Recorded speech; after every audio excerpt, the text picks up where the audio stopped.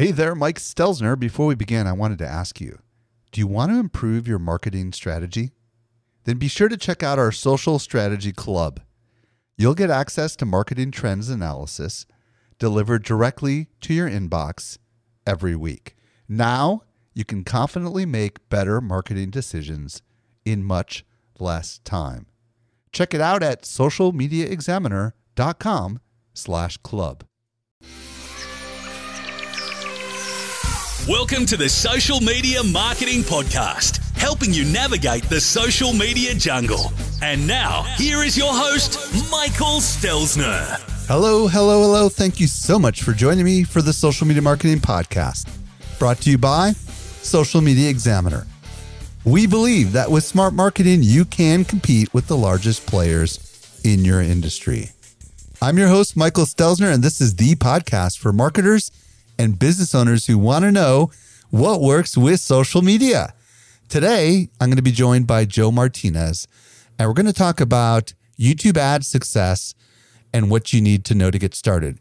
If you've been all in on Facebook ads, but you've been thinking you want to diversify, this is a really good place to start. By the way, I'm at Stelzner on Instagram, and if you're new to this podcast, be sure to follow this show so you do not miss our amazing future content we've got lined up for you. Does using Google Docs, email, Dropbox, and Slack make your social media workflow clunky and painful to execute? Do you wish there was a better way to manage your client or stakeholder approvals for your Instagram, Facebook, Pinterest, and YouTube content? Your solution is Sked Social, the social media planning, scheduling, and collaboration platform for smart marketers. Here's what Sked does for you. Number one, Sked Social simplifies and automates the entire lifecycle of your social content. It handles everything from one-click approvals to auto-posting your amazing content. Number two, store, organize, and schedule your images and videos all in one place. Skip searching through folders in the cloud and get right to what you need faster. Number three, search and track hashtags to find and showcase user-generated content. Number four, supercharge your Instagram strategy with in-depth hashtag analytics, expanded audience and stories insights, and comprehensive competitor reporting. Sked Social was built to streamline your team, client, and influencer processes. 10,000 brands and agencies trust Sked Social. Start your extended 14-day free trial by visiting skedsocial.com/SME. And if you like what you see, you'll save 50% on your first month with Sked. Again, visit skedsocial.com/SME. You support this show by checking out our sponsors. Do you want to stay ahead of important trends, make better marketing decisions, and deliver exceptional results for your company or clients? Then the Social Strategy Club is your trusted resource for timely, unbiased trends analysis focused on social marketing and content marketing. If you need to make important marketing decisions, but don't have the time to dig through lots of research, this is for you. You get weekly bite-sized marketing trends analysis to help you make confident marketing decisions. Stop reacting and start leading the charge. Check it out at socialmediaexaminer.com/club. And now for this week's interview with Joe Martinez. Helping you to simplify your social safari. Here is this week's expert guide. Today, I'm very excited to be joined by Joe Martinez. If you don't know who Joe is, he's a YouTube ads expert and co-founder of Paid Media Pros, an agency that helps marketers understand how to use paid media. His YouTube channel is Paid Media Pros. Joe, welcome to the show. Thank you for having me. Glad to be here. I'm super excited to have you, Joe. So before we get into YouTube ad success, which is what we're going to talk about today, I want to start with your backstory. How in the world did you get into ads? How'd you get into YouTube? Start wherever you want to start. This could be a long story. I'll try to make it quick. I went to college at Marquette University, and I was a broadcasting major. So I actually was doing the career I thought I'd be doing in college, and that was radio. I had an on-air radio shift at the Hard Rock station in town, but then the radio station flipped formats. I got let go from that position, still in college. When you say flip formats, what does that mean? They went from like hard rock to classic rock, and it's hard to have like a 20-year-old DJ at a classic rock station, so it just doesn't fit with the brand. So I got bumped. So this is why you were still in college, or after you got out of college? This is when I was still in college. So I felt like I was living my career when I was in college, and clearly I'm not doing broadcasting anymore. So that was a good wake-up call. Like, oh, I can get fired at any time. I should probably do something else. So tell us more. What happened next? Actually, a year after college, I really didn't have a job. I was just doing kind of side part-time jobs. And then I worked at Kohl's corporate headquarters for 5 years because I live in Milwaukee, and Kohl's headquarters is right outside Milwaukee. Huh. And then at that time, I was miserable in that position. Sorry, Kohl's.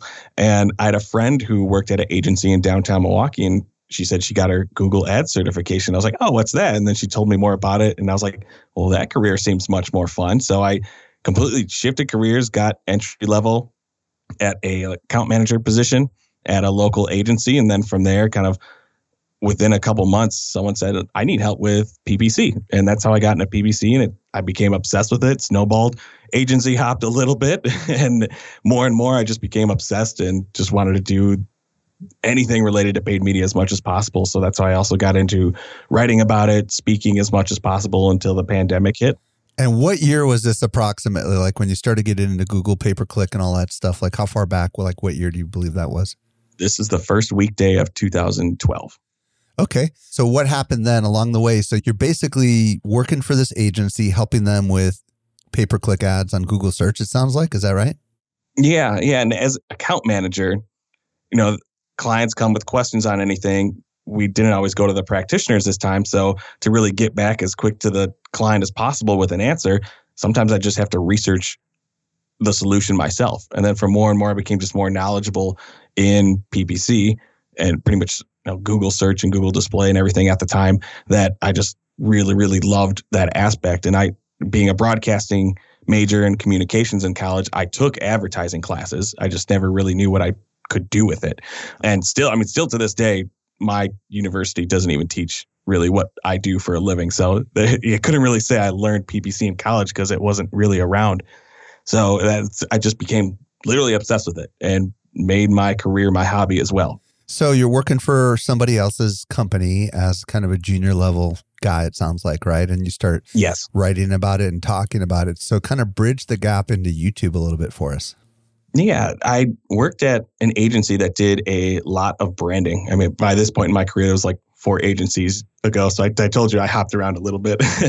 But with the wonderful branding that this agency had, and I loved working there, they had clients who paid the agency to make these great videos. Well, you pay a lot of money to make these videos. You want to promote them. So we got into YouTube advertising, and that was my first taste into the platform. And from there, I just saw like the impact that it had, let alone just how cool it was to be working with videos and images instead of writing text ads all the time. So to have just a taste of something that I could really see, since it was a branding agency, not necessarily a digital advertising agency, I really got to see the value of focusing on building a brand versus just trying to go after keywords all the time. So once I saw that impact and I saw what it could do to build an audience, to get a ton of people consistently coming back to your website, that's why I said this channel is amazing and nobody's using it. And this is probably around 2013-ish. I was really kind of getting into YouTube. So this is something that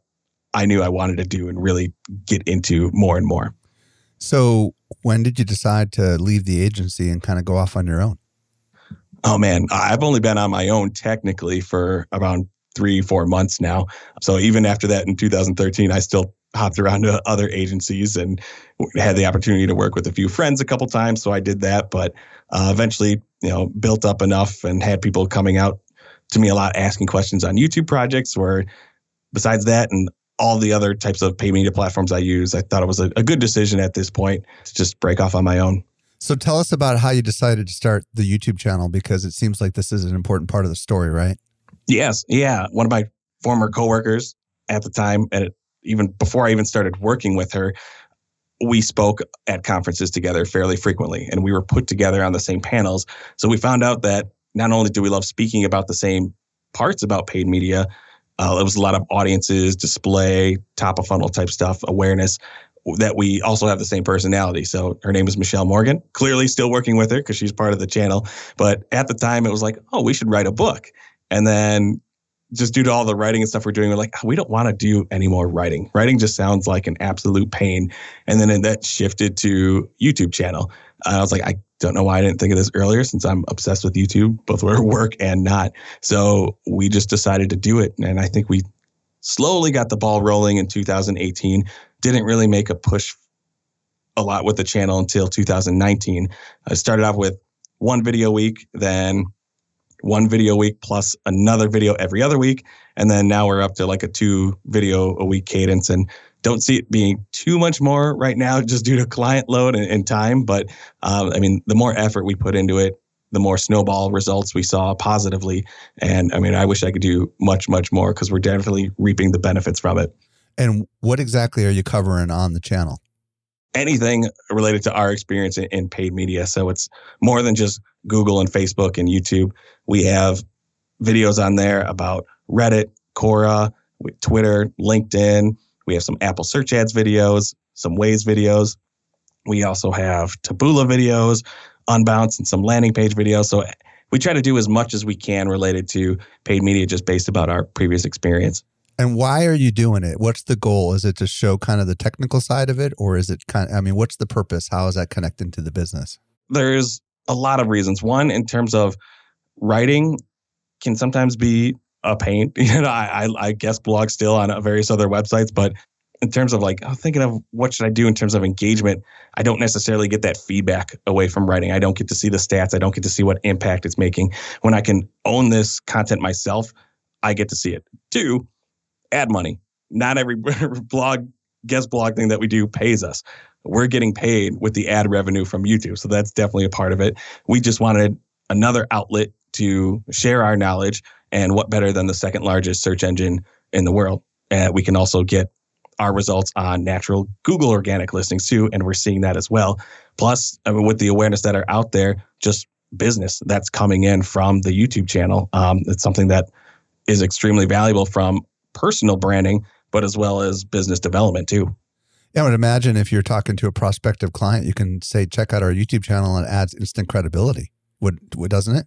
Oh, absolutely. Yeah, we get fairly frequent amount of people reaching out to us on both our Facebook page as well as the Instagram page. People are requesting messages and everything, asking questions, or seeing if we do consulting or management. Yeah. So who do you serve today? Like, who is your ideal client? If people listening might fit into that and they want to reach out to you later, who is the target audience that you're trying to reach? Yeah. Honestly, it's anyone who sees the value of paid media. And honestly, we like working with people who understand that your audience visits more channels than just Google and Facebook.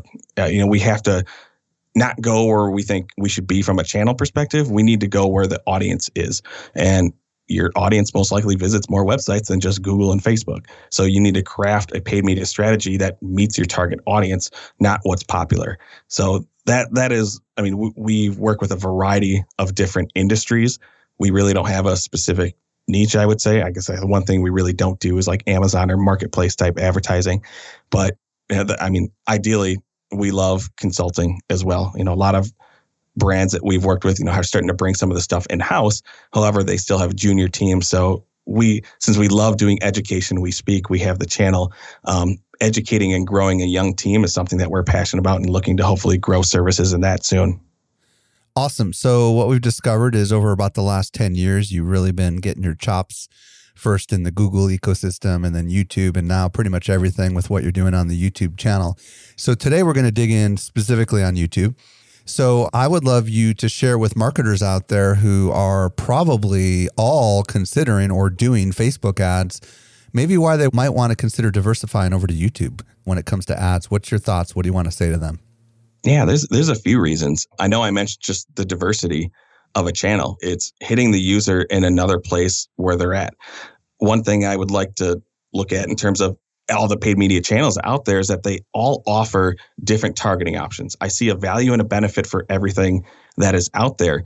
And with YouTube, it's the same thing. They have specific targeting options for video ad promotion that you can only get on YouTube.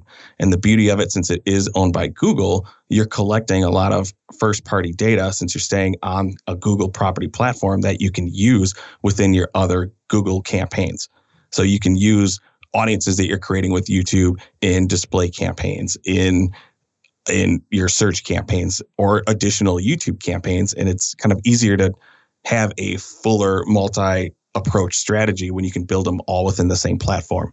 And honestly, I think it's the cost as well. We have a wonderful reach with YouTube just due to the part of how many people use YouTube, plus the display network, which is a targeting option that we can hit a lot of users.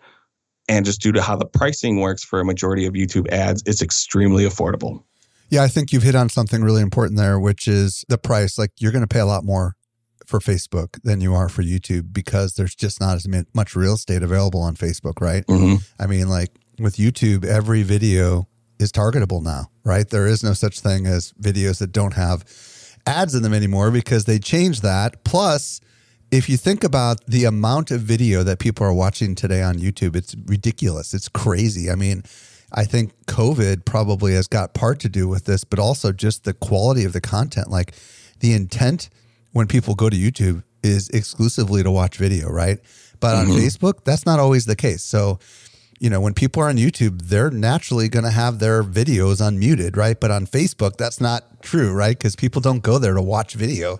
They go there to read updates from their friends. And I would imagine that's going to lead to a better opportunity for marketers. Do you have any thoughts on any of that? I completely agree with that. And you hit the nail right on the head. People go to YouTube to watch videos. There are so many other distractions on platforms like Facebook. And yes, you can do video on LinkedIn too. But people go to YouTube purely to watch videos. Or even if they're trying to get an answer to a question or find a solution, they want that content. They want to consume it in video form. So it's a great opportunity to not only help users and guide them to eventual conversion if they're in some sort of buyer's journey, but build that awareness and just plant the seed to a target audience that really wants to consume great content. And the video is really going to dictate how well a campaign can do. One thing that we like to consider with YouTube ads as well is looking particularly at intent levels. Where is the user watching? If you want to target a specific audience, but you're landing on a lot of music video channels, well, clearly if they're watching a music video, then they weren't there to download a PDF. Oh, and they might not even be watching it. They might just be listening to it, right? Absolutely. Yeah, exactly. So we can kind of understand, why that user goes to YouTube. Doesn't mean if they're watching a music video that they don't want your product. Right. It just means that we need to have a different mindset when approaching that user and understand where they are in that moment and how we can craft our video to make them want to all of a sudden perk up. Like you said, they might not even be looking at the screen, but if there's a clever audio part of your video, or even if they are watching it, what's going to make them pay attention so they look at your ad and not skip it to go back to their music or video? One other statistic that I don't have fresh in my mind, but I know it's rather large, is the amount of television watching on YouTube. With Apple TVs and Chrome, whatever they call those little plug-in things, and smart TVs, a lot of people are watching YouTube in their living room, surprisingly, right? So you can actually reach someone in their living room on their big screen television with YouTube, and that's simply not possible, for example, with Facebook, which is a unique opportunity. Don't you agree? Oh, absolutely. I mean, I have no problem telling a personal family story. Our kids like certain songs, they have, you can tell how old their parents are. We're listening to songs from the 80s or 90s, and we have our kids involved. And every once in a while, like Friday, Saturday nights, it's like, Mom and Dad, can we have a dance party? We're popping on YouTube. Right. We don't have cable, so we run everything through our Xbox, and we have the YouTube app, and we're watching videos all the time. And yep, of course, we see a ton of ads. Yeah, absolutely. All right. Well, let's talk video strategy when it comes to YouTube ads. What exactly do we need to know? Because there's probably a decent amount of our listeners who have not yet done a video ad on YouTube and they don't even know where to start. So what are the basics? What should we think about? Yeah, I think the important part is understanding your goal of what you want to use YouTube for, as well as the type of video creative that you already have. In order to do any video advertising with YouTube, you have to have that video uploaded to a YouTube channel. You can't just upload an MP4 right away. So there's a few questions that we typically ask clients in terms of what do they already have or what could they make? And that will kind of help dictate the strategy of what we can do. So one of the things that I know we kind of mentioned it as well is like the in-stream ads, the ones that are, you might call them pre-roll ads that are in the beginning, in the middle, and at the end of the video that you were actually watching. Those are probably the most common, but it's not necessarily the place I would say you have to start every single time. One of my favorite targeting options with YouTube is going after just the search results, trying to get your ad to be the #1 recommended video when someone's looking for a specific problem. To me, that's capitalizing on intent deeply. And the difference between those two is that an in-stream ad is like the pre-roll ones I mentioned. You only get charged, for the most part, for the unskippable format. You will only get charged if a user watches at least 30 seconds, or if the video is under 30 seconds that they watch the whole thing. With a discovery ad, you are sending users to that specific video watch page. So from of the video that you're using as the ad. So when they click on that, you're getting charged for that every time, but the intent is deeper. So with an in-stream ad, we like that 15 to 30 second type video format to make it like a TV commercial feel. With discovery, I've run video ads for those that are 30 minutes or longer because that user was looking for something specific on YouTube. And if I'm paying for that view every time, I want them to engage as long as possible. So if you have those really long demo type videos, or you're showing something that whether how our product works versus the competition, all the benefits, all the features, all the bells and whistles, that is perfect for a discovery ad because you can really showcase your product and explain it to users who are specifically looking for something, hopefully that your product can solve or answer a question. Where in-stream, people wanted to watch a different video, like a music video or something else that's funny. The in-stream ad should be quick and to the point. Get your hook and message there very early on. So if they do skip it, they do have some sort of brand awareness with your product. So I know I kind of went through a lot there, but we can see the difference of intent. Yeah, let me back up for a second here. So first of all, you said something about, first of all, what's your goal? So let's just dig in on the goal side of it. Like, what are the typical goals that you're seeing with your clients, specifically when it comes to YouTube ads? Mm-hmm. Yeah, we try to push the clients to understand, again, the intent of the user is we love to use YouTube for top to mid funnel awareness. Yes, you can get conversions from YouTube. We have that running with clients right now, but it's typically not our goal. Again, it's hard for someone to sign up for your thousands of dollars software product by seeing a video ad once. They want to explore. So it's great for discovery and taking that user's hand and guiding them along the journey to the next step to eventual purchase. So when we're looking at the goal, we want to understand from the client, is the goal just to get awareness out there? If you don't have a brand, is that what we should be doing? Just trying to look for brand recognition? Or do you already have brand recognition? You just want to help from the awareness that you're doing through other channels. Do you want to help guide those users to the eventual conversion? So that's something where we'd want to figure that out and learn that from the client first. Okay. So when we say mid-funnel, like what kinds of actions typically are mid-funnel when it comes to YouTube ads? Mm-hmm. Yeah, we typically like to look at someone who has had a higher level interaction with your brand before. They're not previous purchasers. They're not people who are already customers. They've had some sort of engagement, whether they've visited your website before, maybe they just signed up for a newsletter, but they haven't purchased anything yet, or they just interacted with your YouTube channel at some point in the past. We can get back in front of those users and show them a different message to make the brand more appealing and encourage hopefully an eventual purchase or potentially just a deeper action. So it sounds like with YouTube, the best from your experience is to get your brand or your product or your business or your service or your face, depending on who's listening, right? To get it out there so people become familiar with whatever the product or service is that you're trying to sell. And I would imagine that's where the creative comes in, right? Because you mentioned you've got these in-stream ads, which you said are 15 to 30 seconds. Then you've got these discovery ads, which show up in search, which can be really, really long, like 30 minutes or even longer. I would imagine the goal is probably going to be tied to the creative, right? Because it seems like to me, it would be really hard to do certain kinds of actions if you only had 15 seconds. I don't know. What's your thoughts? Yeah, agreed. We've had clients who, this is probably long ago. I typically wouldn't take a client if all they had was this type of video, but we did have a client that was literally, the CEO, no joke, sitting at his desk, just talking about like, this is what my company could do. It was like a 5-minute video. That's all they had. They weren't going to get anything new, but we still ran it as an in-stream one. Now, did it have the best results? No, because it's boring. People aren't going to sit through there. However, we've had those types of videos work better from a discovery standpoint, but we made sure that we were only targeting placements or specific search terms on the YouTube search results that really satisfied what that quote unquote boring video was talking about. So that's how we've recommended some clients who don't have a bigger budget, but they want to try YouTube. It's making sure that if you can't get new video creative, just use it in the ways that it will be beneficial just with how that creative would work. So we don't have to run that video ad everywhere. We don't have to run it on every placement, every audience or everything. If you have a specific niche video, that's fine. That means then you won't need a bigger budget just to test it out on that smaller audience targeting size that would be a benefit to whatever that video is. On the creative side of things, there's a lot of people who are doing video off of YouTube. Maybe they're doing stuff on TikTok or Instagram or Twitter or Facebook.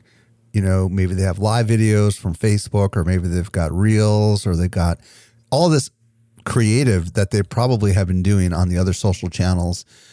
Can that stuff work on YouTube? Or do you recommend creating something specifically for YouTube?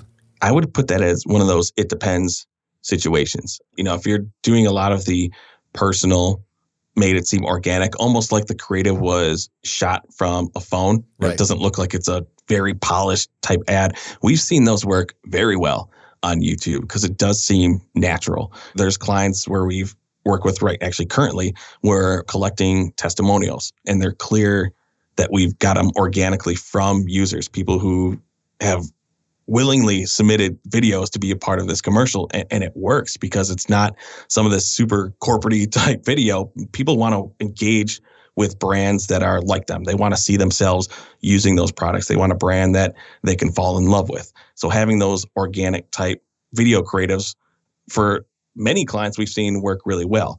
On the flip side, it kind of depends on the industry. If someone's from more lines of really niche kind of manufacturing where we have some of those too, it can or cannot work. It's something where we've looked at and tested it out. It just really comes down to knowing your audience. If you've already run not even just video, but any sort of other images or other creative out in the wild with your industry, what has really resonated in the past? Was it more of the fun, lighthearted brand building type creative?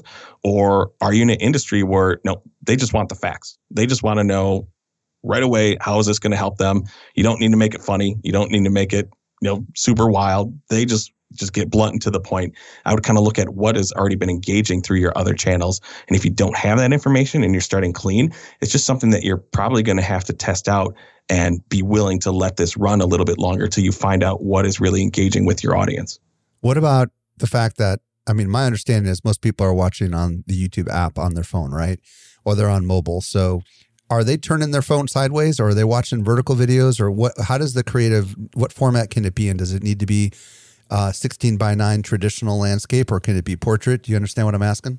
Yep, absolutely. I know YouTube was really making a push for vertical video, and we never really saw that take off.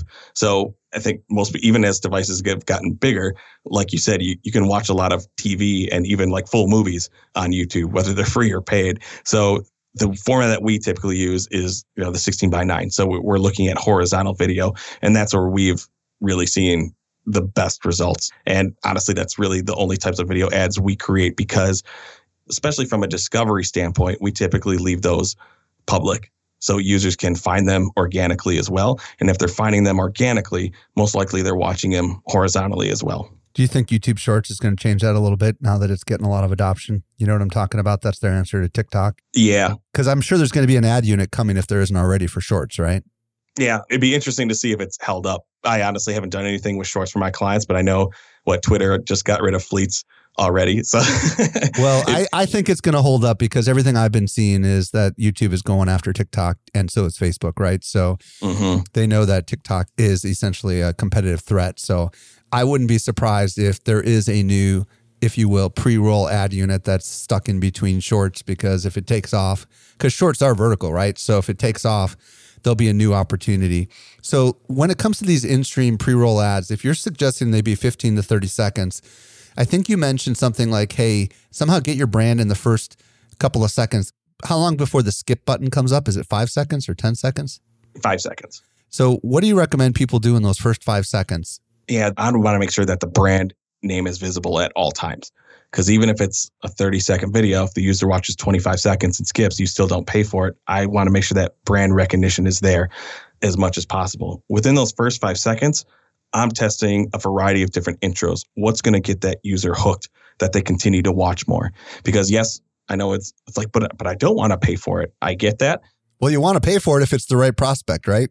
Yeah, absolutely. But I still want that user to be engaged. I want to know from an ad creative standpoint, if more people are watching it to completion, it's a better engaging ad. I don't want to run an ad where, even if it's valuable, if I see a majority of the people are only watching 25% of it, to me, that's the ad unit I'm pausing and getting a new one in there, because there is a benefit for having a better view rate and having more people watch it to completion.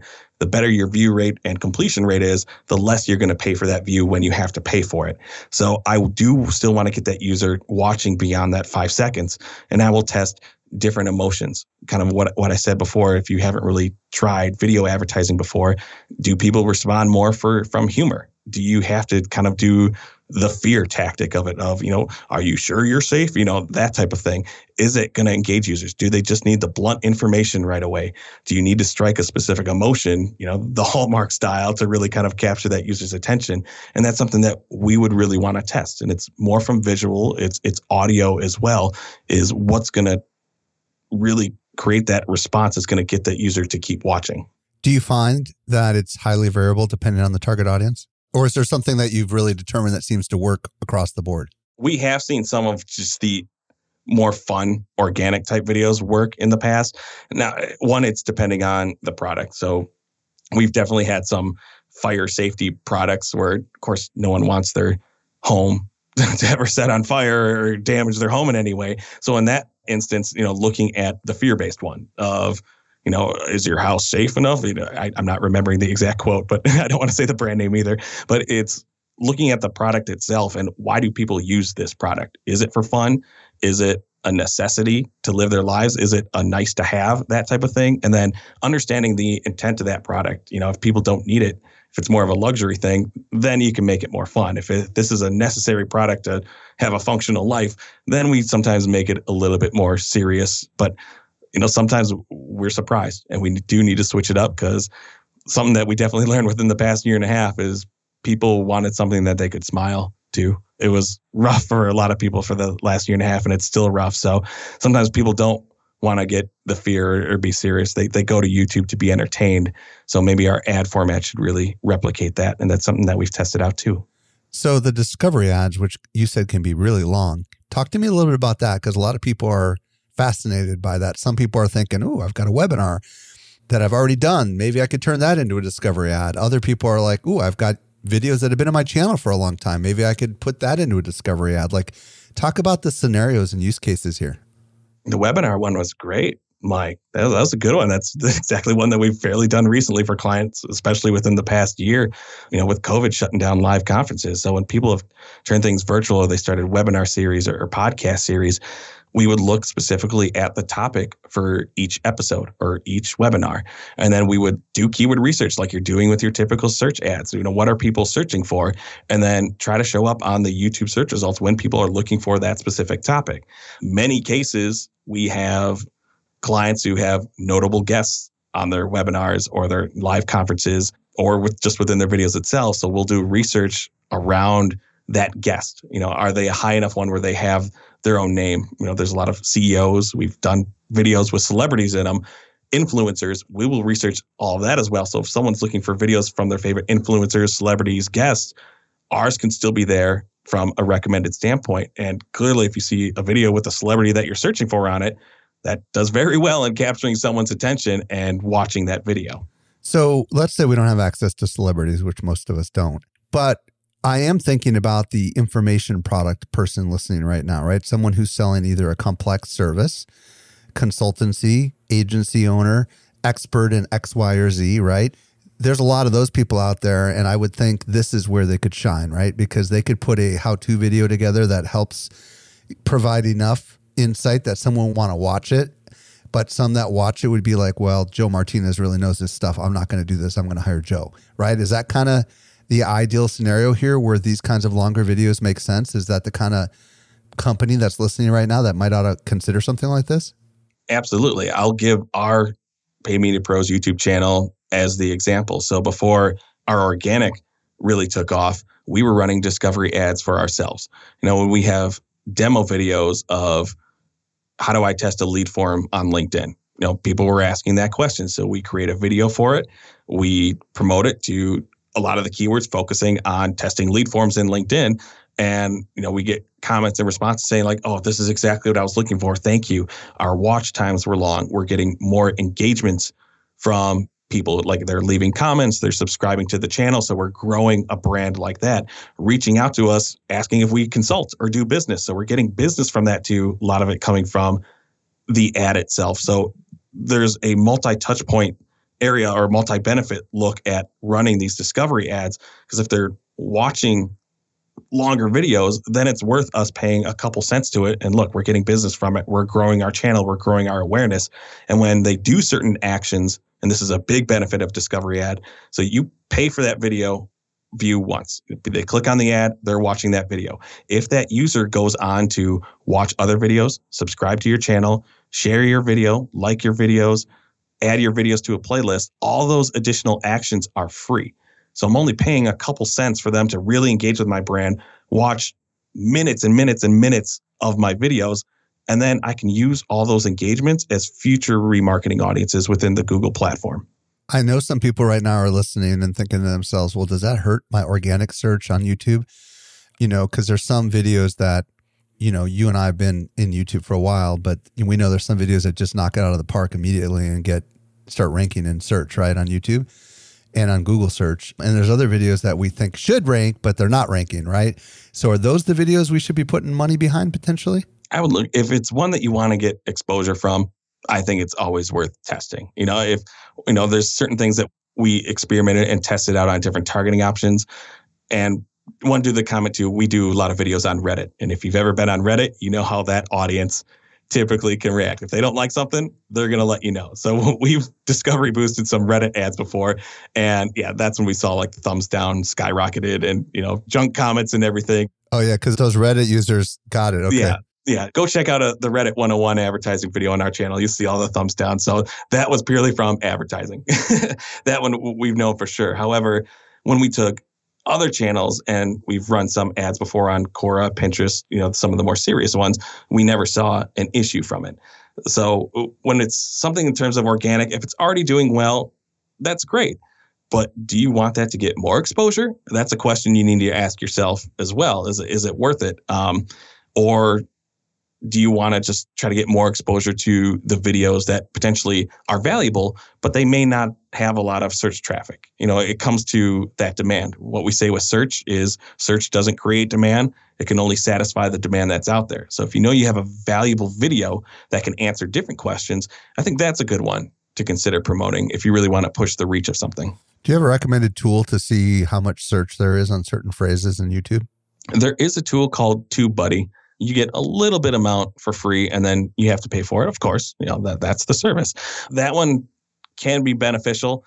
Honestly, what we've done is we've really looked specifically at just the Google Keyword Planner.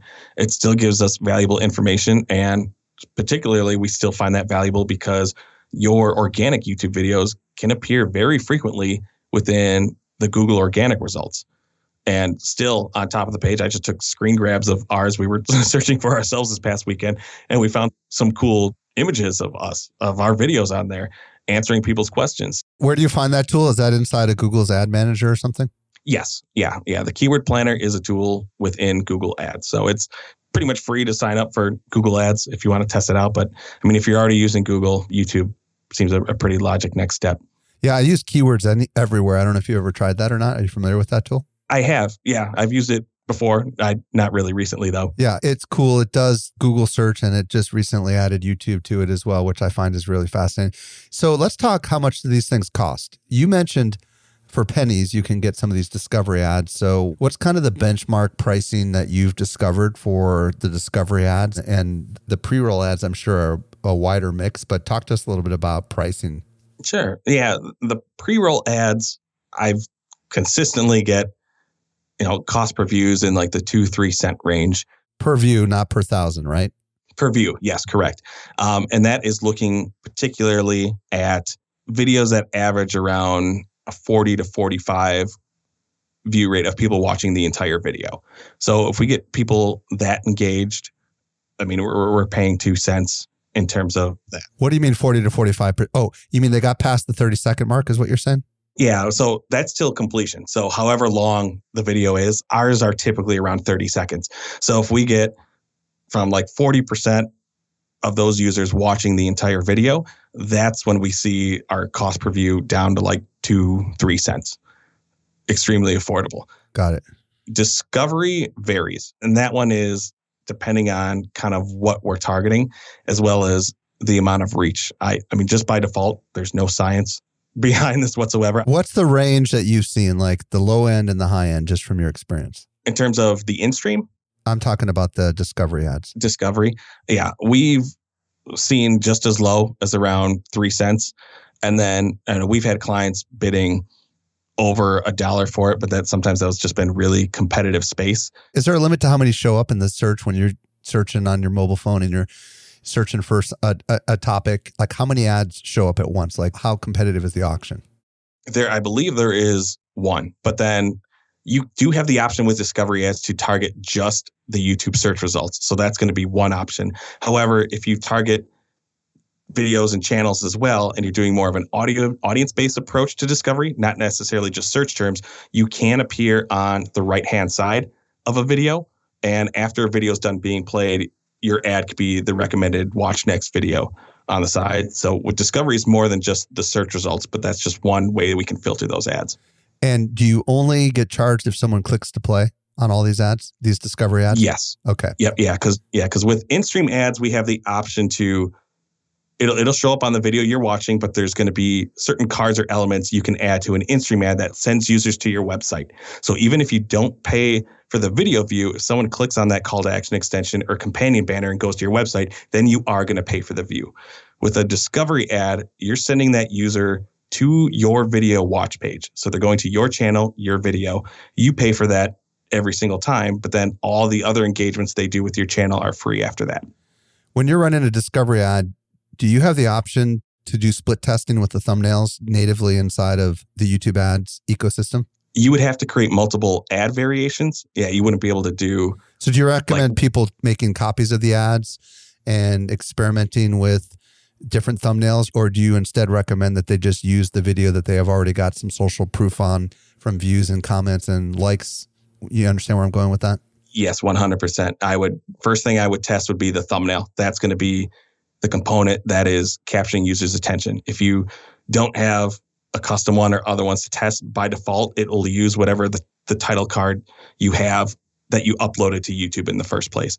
But for sure, definitely look at testing out other elements.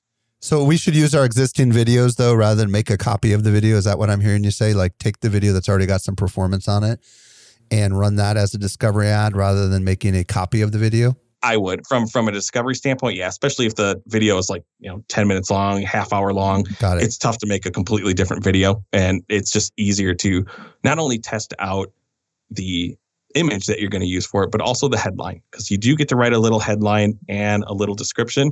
Out of all the placements, the description only shows up on desktop. So I never really test out the description because people really aren't going to read it. They're going to look at the thumbnail image and then they're going to look at the headline. So I test out both of those mainly. But the headline is not the same, or is it the same as the title of the video? It'll be different. Yeah. Oh, okay. So you'll be able to control the headline of a discovery ad. It's not going to be your video title. Oh, okay. That's good to know. All right. Let's talk about analysis. What should we be looking for to know that our ads are working when it comes to YouTube? One of the things I love to look at, and we kind of briefly talked about it, are those earned actions. After people are watching my video ads, are they watching other videos? Are they subscribing to my channel? If it's more of a traffic-driven campaign, how much I would look at, are people actually clicking on my call to action extensions and my companion banners? If my goal is to drive traffic and they're not clicking on my call to action extension, then I need to test out different CTAs or different headlines that come up in my call to action extension to drive traffic. So in terms of a traffic one, I will look at those traffic focused metrics and engagement. Beyond that, I would also look at audiences. So one thing I mentioned too is we can create a variety of different audiences in the Google Ads Audience Manager from YouTube user interaction. Besides all the earned action ones, we can look at people who watched any of my video as an ad. We can create an audience off of anyone who watched a particular video as an ad, or we can do a custom combination of a variety of different metrics. And I like to layer all of those YouTube user audiences as an observation or bid only audience within my Google search campaigns. So when I can look from this campaign strategy, possibly it was a first touch point. Maybe we're excluding any previous engagement with my brand before. So if they're seeing this particular video ad, are they going back and searching for any of my keywords? Are they going back and searching for my brand name? And we can review that within the audience report within Google Ads. So we like to see particularly, are people coming back and searching for it after looking at a YouTube video? And then besides just coming back to the website, we can see if they converted, if they purchased, how much that purchase was after they watched any video as an ad.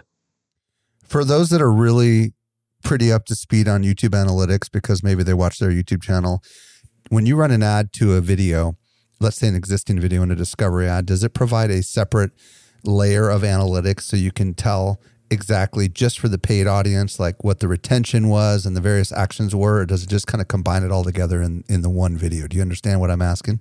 Yes, definitely. You can split it out by source. Okay. And when we're looking at an audience that we paid for watching our videos, should the retention be just as good as the organic audience? Do you find that the people that click on ads tend to watch less? Like, what's the reasonable metric that we ought to be looking for? That's definitely going to be it depends metric as well. Because even from a discovery standpoint, it can show up in the search results. But if you're doing audience-based targeting, let's say you want to do a retargeting campaign with discovery, they still could be there wanting to watch a different type of video, but then your ad is there. Even if they know your brand or not, they still might not be in that mindset of why they went there to watch an organic video.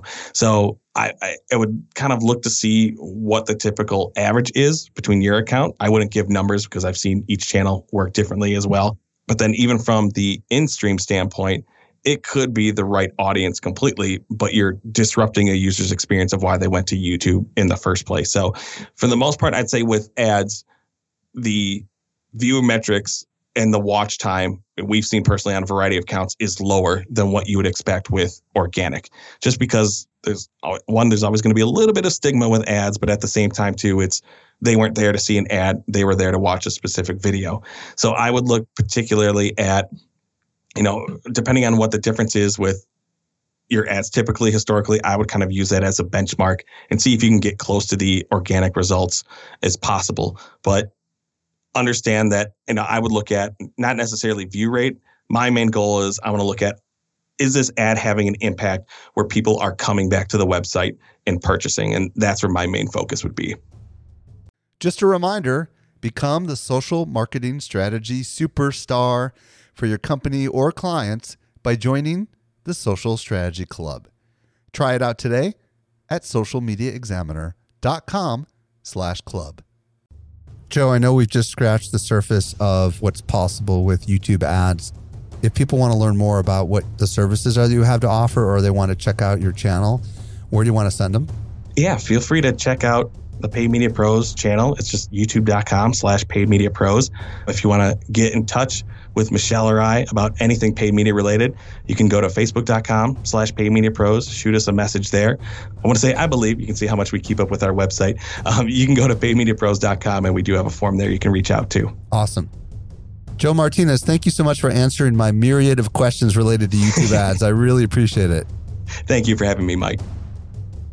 Hey, if you missed anything, we took all the notes for you over at socialmediaexaminer.com/471. If you're new to the show, be sure to follow us. If you've been a long-time listener, would you let your friends know about this show? I am at Stelzner on Instagram. This brings us to the end of yet another episode of the Social Media Marketing Podcast. I'm your host, Michael Stelzner. I'll be back with you next week. I hope you make the best out of your day, and may social media continue to change your world. The Social Media Marketing Podcast is a production of Social Media Examiner. Imagine Trends Analysis helping you pivot your strategy and make better marketing decisions. Start your trial of the Social Strategy Club today. Go to socialmediaexaminer.com/club and begin your journey to better marketing decisions.